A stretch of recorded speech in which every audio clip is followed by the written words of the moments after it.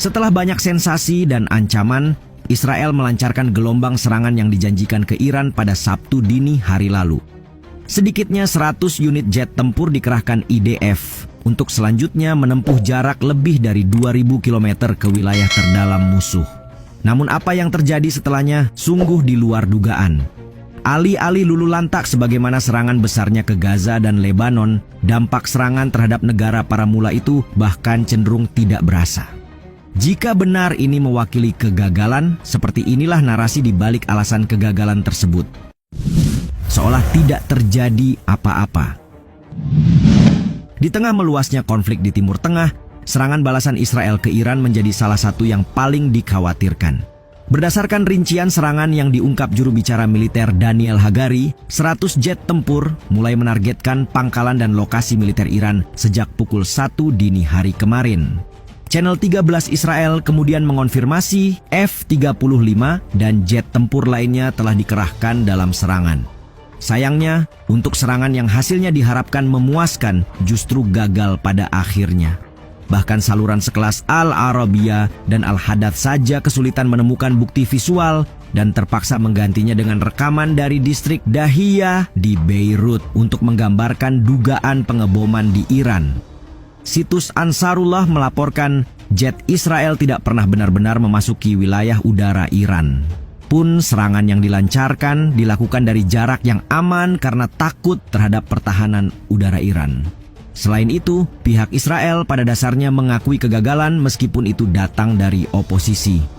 Pemimpin oposisi Israel Yair Lapid menyatakan dalam keterangannya bahwa menghindari target strategis dan ekonomi di Iran adalah sebuah kesalahan. Israel katanya menambahkan seharusnya menimbulkan korban yang lebih besar. Seorang analis militer Israel dalam sebuah wawancara dengan kantor berita Shehab menyebut serangan Israel itu hanya sebuah pajangan dan sangat terbatas. Kini, pemerintah Israel telah melarang menterinya untuk diwawancarai sementara waktu.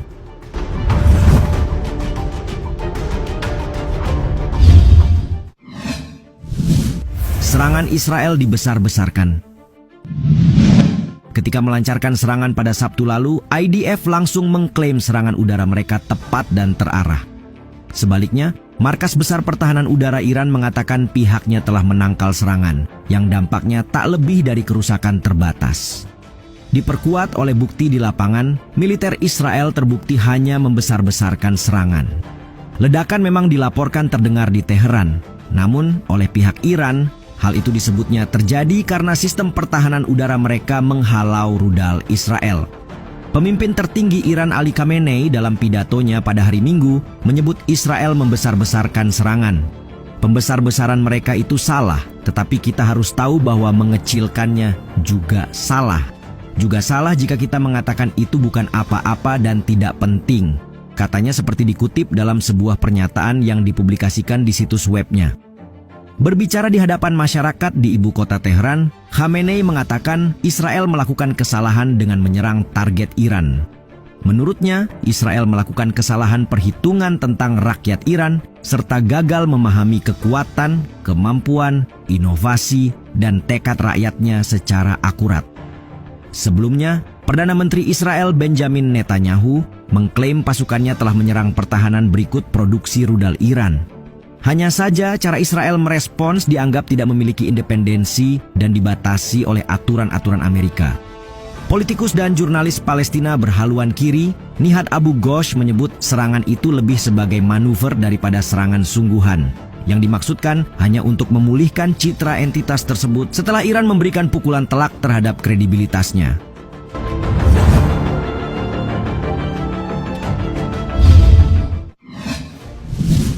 Tunjukkan kemajuan teknologi pertahanan Iran. Operasi dengan nama Sunday Days of Repentance IDF tampaknya ditujukan untuk melemahkan kemampuan Iran dalam menyerang Israel serta membuat negara itu lebih rentan terhadap serangan udara di masa mendatang. Bukannya berhasil, serangan terbaru itu justru membuktikan ketangguhan teknologi pertahanan Iran. Bulgarian Military melaporkan pasukan Iran mengerahkan rudal permukaan ke udara jarak menengah saat menanggapi gelombang serangan awal. Kemudian dilanjutkan dengan sistem pertahanan jarak jauh yang mampu mencegat rudal dari jarak melebihi 100 km, menandai kemajuan penting. Membuktikan persenjataan pertahanan udara Iran yang mumpuni, terdapat sistem S-300 PMU-2 buatan Rusia yang ditingkatkan dan dikenal karena kemampuan intersepsinya yang canggih. Selain itu, ada rudal 48N-6E2 standar dengan jangkauan 200 km.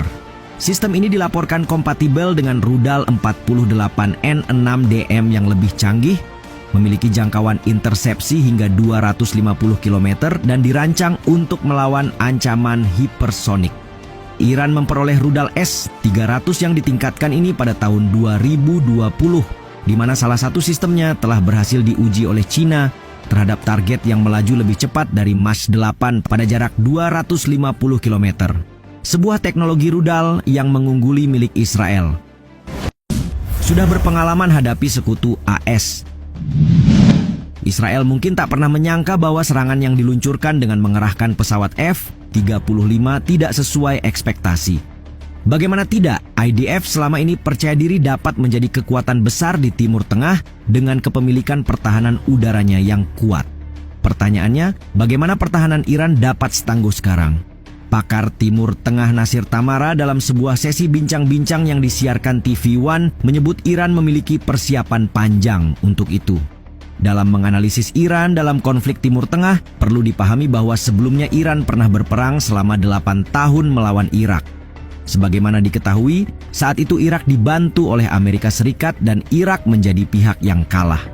Artinya, peperangan yang terjadi hari ini telah disiapkan selama puluhan tahun sejak saat itu. Jadi seperti Israel, Iran pada dasarnya sudah sangat terbiasa mempersiapkan diri untuk perang, katanya menegaskan. Selain itu disebutnya, eskalasi yang terjadi saat ini bisa memakan hitungan hari, minggu, maupun bulan karena pertimbangan geopolitik sangat kuat. Moral pasukan Israel boleh saja meningkat karena mendapat sokongan dari Amerika Serikat serta memperoleh kesuksesan tempur di Gaza dan Lebanon Selatan. Namun penting untuk diingat bahwa serangan dilancarkan saat Rusia sedang menjamu KTT BRICS, di mana secara geopolitik perkumpulan ini diusung oleh Rusia yang notabene-nya sangat anti dengan Amerika. Kebocoran rencana Israel. Masih ingatkah kalian tentang kebocoran dokumen intelijen AS 18 Oktober lalu? Saat itu, saluran Telegram Middle East Spectator mengklaim telah menerima dokumen tentang persiapan serangan Israel yang bersumber dari komunitas intelijen AS. Karena itu, selain strategi Israel mencerminkan kegagalan operasi masa lalu terhadap target Suriah, intelijen AS yang bocor juga disoroti. Dokumen tersebut mengungkap pengawasan ketat oleh intelijen AS terhadap persiapan Israel untuk menyerang Iran, termasuk penggunaan satelit untuk memantau aktivitas di pangkalan angkatan udara Israel. Berbagai laporan yang saling bertentangan muncul terkait jumlah gelombang serangan yang dilancarkan Israel. Meskipun sumber-sumber Barat dan Israel berbeda pendapat, laporan-laporan Iran menunjukkan beberapa gelombang serangan. Disebutkan bahwa strategi Israel mengandalkan rudal yang diluncurkan dari udara jarak jauh, ditembakkan dari posisi-posisi yang jauh di luar wilayah udara Iran, sehingga meminimalkan risiko bagi pesawatnya. Lebih dari itu, sumber-sumber yang berbicara dengan Sky News Arabia melaporkan adanya informasi intelijen tentang target-target potensial dan manuver-manuver Israel. Ini mengacu pada informasi yang diperoleh Iran dari pejabat Rusia terkait serangan yang akan datang beberapa jam sebelum operasi Israel. Kolaborasi ini sekaligus digarisbawahi sebagai komitmen Rusia untuk menjaga stabilitas regional dan membantu Iran dalam mempersiapkan pertahanannya. Dan hasilnya, pertahanan udara Iran benar-benar mampu menghalau serangan Israel.